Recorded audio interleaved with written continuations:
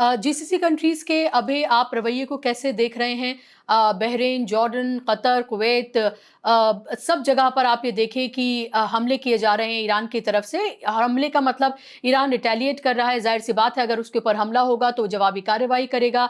जो अमेरिका के इंटरेस्ट हैं उन सब पर वो हमला कर रहा है और तस्वीरें तो बहुत खतरनाक और खौफनाक हैं। जिस तरह से हम ये देख रहे हैं जो मिसाइलें बिल्कुल प्रिसाइज़ली वहाँ पर मारी गई हैं, जिसकी हमने फुटेज भी देखी, अरे सैटेलाइट एयर इमेज जो है एयर वो भी। डिफेंसेस नहीं है। जी। एयर डिफेंसेस बुशरा जी वहां है ही नहीं।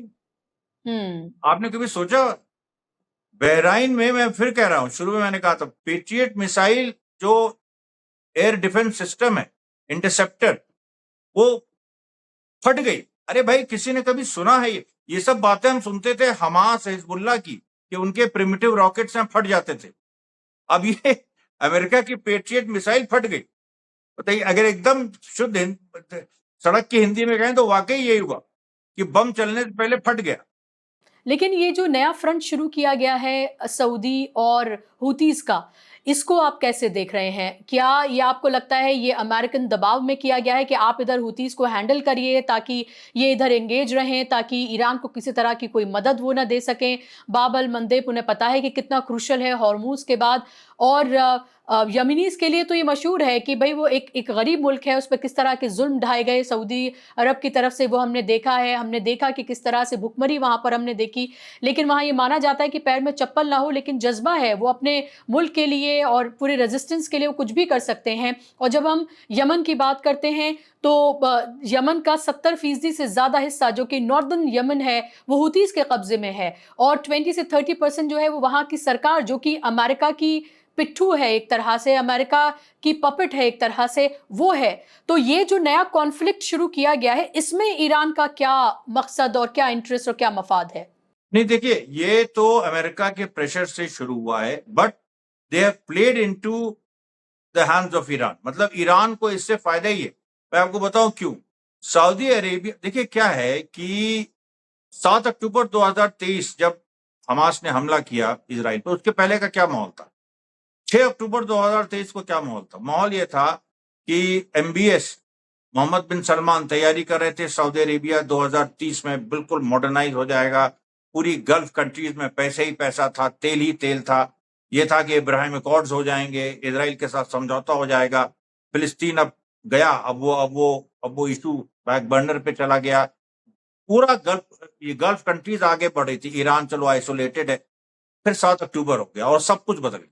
7 अक्टूबर हो गया 2023, और उसके बाद अभी 15 जुलाई 2026, सब कुछ बदल गया है। आज की स्थिति में जीसीसी कंट्रीज फ्लाउंडर कर रही हैं।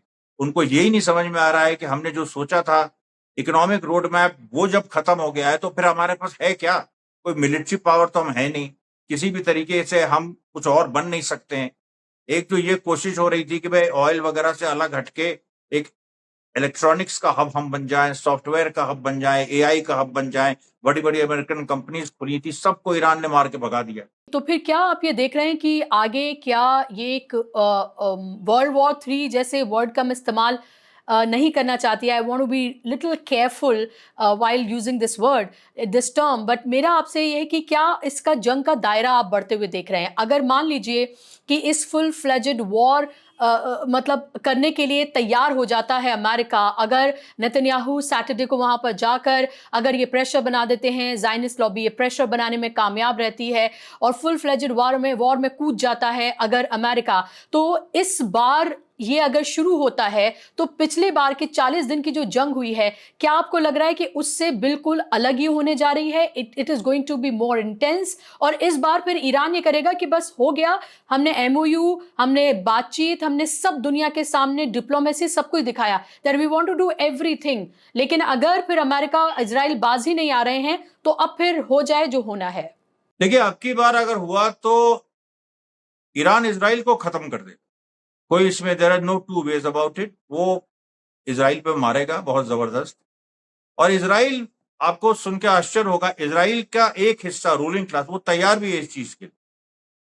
अब ये बहुत बड़ी डिबेट हो जाएगी अगले उसमें, आप पूछेगा मुझसे, लेकिन वो लोग भी तैयार हैं इसके लिए। और वो लोग ये कह रहे हैं कि ये हम हमारा, क्योंकि देखिए इसराइल जो है वो कोई नेशन है नहीं एक्चुअली, वो आइडियोलॉजिकल एक मर्सनरीज हैं, जायनिज्म के फॉलोअर्स हैं। उनको यही है कि दुनिया में जो इंपीरियलिज्म है उसके हम लठैत हैं और हमको उसी को आगे बढ़ाना है, अपने को वेस्टर्न सिविलाइजेशन का बहुत बड़ा लंबरदार समझते हैं। तो इसलिए देखिए उनका जो माइंडसेट है वो इससे नहीं तय होता कि हम कहाँ हार गए, हमारा कितना नुकसान हो गया, कितने, वो अपने सिविलियंस को केयर ही नहीं करते। उनके यहाँ तो हैनिबल डॉक्ट्रिन है कि अगर उनके सिविलियंस को मारने की बात आ जाए तो वो मार देंगे। तो वो तो ऑफिशियल पॉलिसी है इजराइल की, they don't care about the civilians.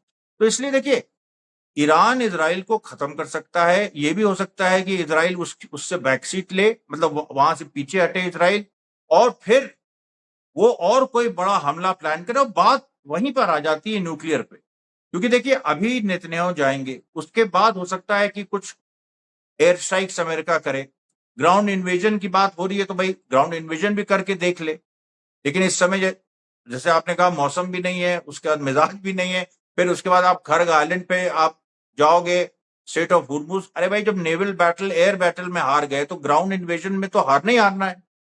वो तो कोई इस समय एडवाइस नहीं कर रहा है, अमेरिकन आर्मी नहीं तैयार है, और तो छोड़ ही दीजिए।